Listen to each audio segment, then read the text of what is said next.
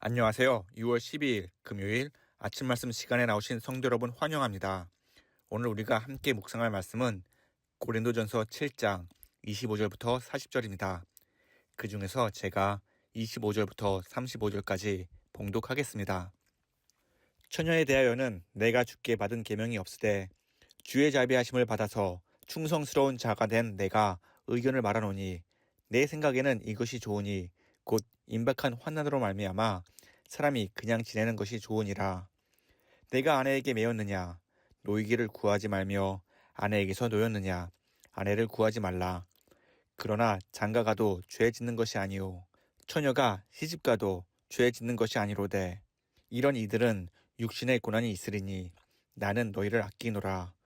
형제들아 내가 이 말을 하노니 그때가 단축하여진 고로 이 이후부터 안에 있는 자들은 없는 자 같이 하며 우는 자들은 울지 않는 자 같이 하며 기쁜 자들은 기쁘지 않는 자 같이 하며 매매하는 자들은 없는 자 같이 하며 세상 물건을 쓰는 자들은 다 쓰지 못하는 자 같이 하라.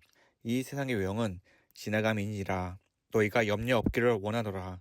장가가지 않는 자는 주의 일을 염려하여 어찌하여야 주를 기쁘시게 할까 하되 장가간 자는 세상 일을 염려하여 어찌하여야 아내를 기쁘게 할까 하여 마음이 갈라지며 시집가지 않은 자와 처녀는 주의 일을 염려하여 몸과 영을 다 거룩하게 하려 하되 시집간 자는 세상 일을 염려하여 어찌하여야 남편을 기쁘게 할까 하느니라.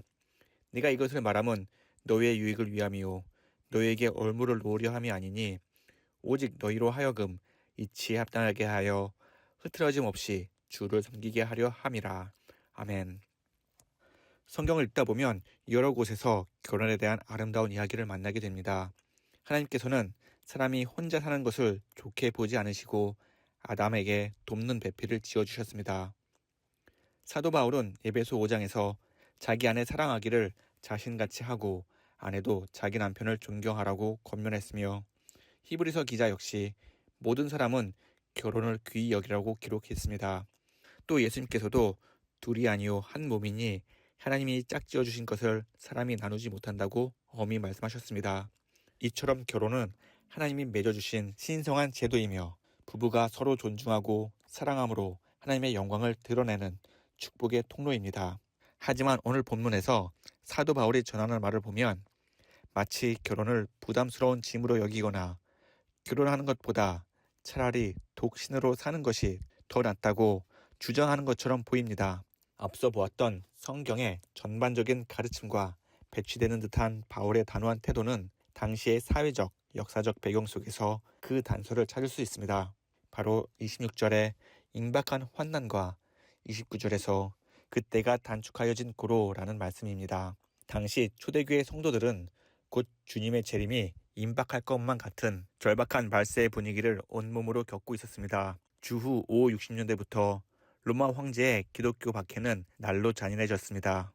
로마 권력은 오직 예수님만을 왕으로 모시는 그리스도인들을 탄압하며 자신들의 지배 체제를 공고히 하려 했습니다. 게다가 비슷한 시기에 극심한 대가뭄까지 발생했습니다. 재림의 때가 가까울수록 환난과 박해, 가뭄과 기근이 일어날 것이라던 예수님의 말씀이 눈앞의 현실로 다가오자 성도들은 주님이 다시 오실 날이 머지 않았다고 느꼈던 것입니다.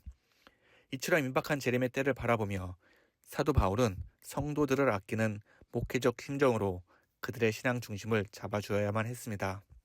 거센 고난의 바람이 불어올 때 혼자의 몸으로도 믿음을 지키기 힘든데 사랑하는 가족이 있다면 그 흔들림은 비교할 수 없이 크기 때문입니다.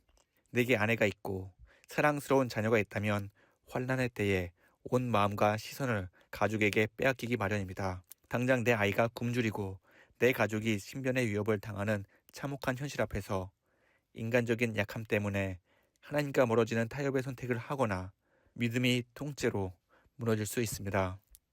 그래서 바울은 내가 매였느냐 노이기를 구하지 말며 아내에게서 노였느냐 아내를 구하지 말라고 권면합니다. 세상이 아무리 어지럽고 혼란하다 할지라도 이미 가정을 이룬 사람들은 그 관계를 쉽게 버려서는 안 되며 반대로 미혼인 이들 역시 닥쳐올 환난 속에서 가족이라는 짐을 더 무겁게 지지 않도록 결혼을 서두르지 말라는 뜻입니다.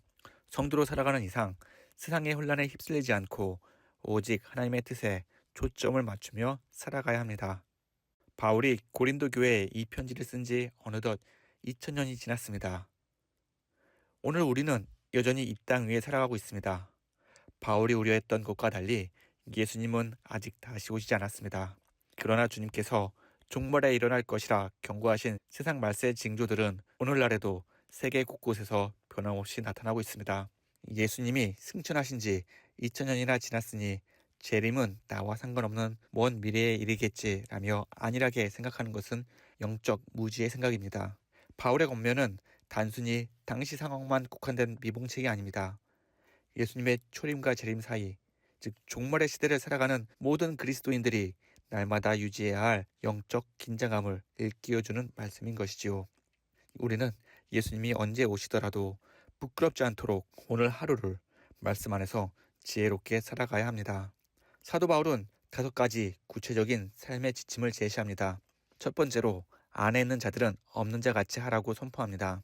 바울이 독신을 권했을 정도로 종말의 때에는 가족관계마저 영적 시야를 가릴 수 있는 장애물이 될 수 있기 때문입니다.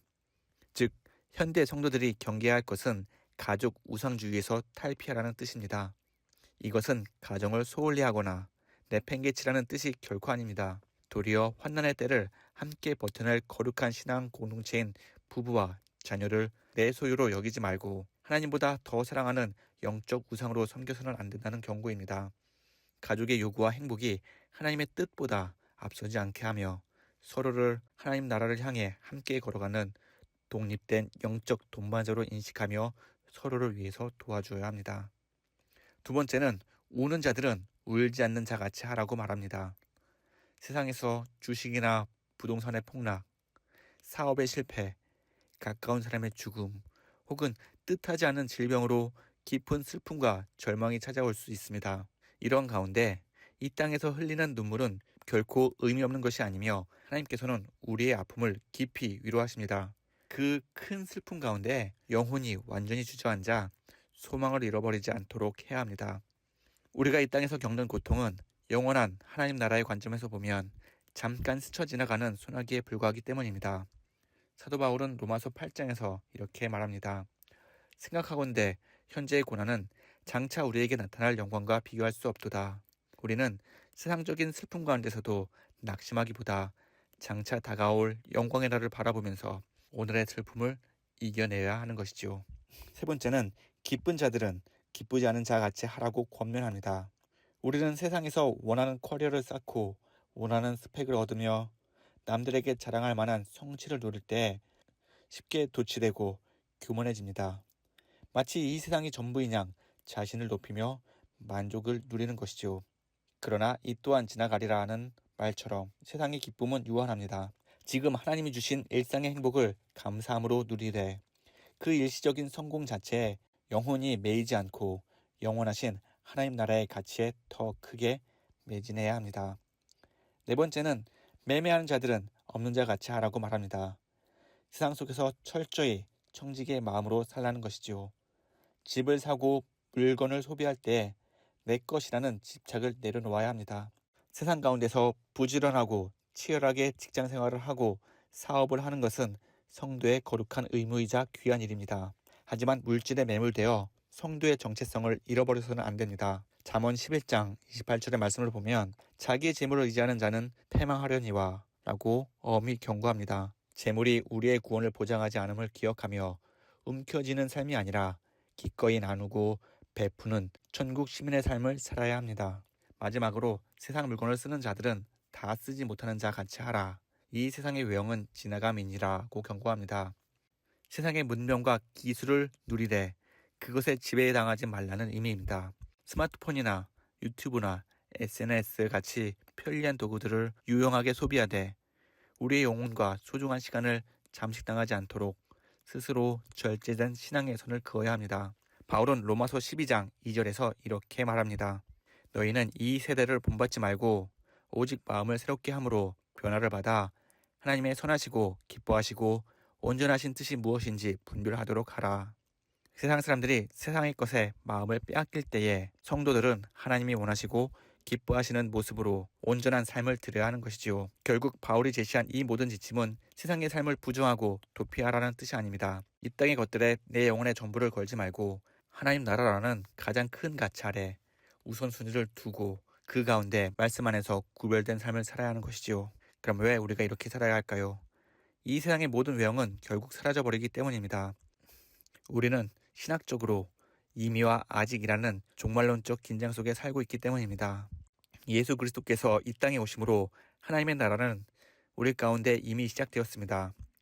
우리는 이미 죄의 사함을 받았고 영생을 얻었으며 사탄의 지배에서 벗어나 하나님의 통치 아래로 들어왔습니다. 내 안에 성령님이 계시고 성도들이 모여 교회를 이루며 구원의 확신으로 살아가는 삶 자체가 그 증거입니다.